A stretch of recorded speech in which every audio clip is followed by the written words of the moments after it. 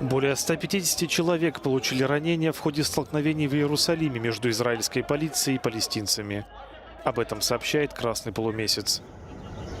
По словам представителей Палестины, израильская полиция проникла на территорию мечети Аль-Акса во время утренней молитвы и напала на верующих с применением шумовых гранат. МИД Израиля обвинил манифестантов в надругательстве над святыней и опроверг информацию о том, что полиция вошла в мечеть. Согласно израильским властям, беспорядки начались в пятницу рано утром на Храмовой горе, после чего манифестанты в масках и с флагами движения «Хамас» забаррикадировались в Аль-Аксе, откуда забрасывали стражи правопорядка камнями и фейерверками.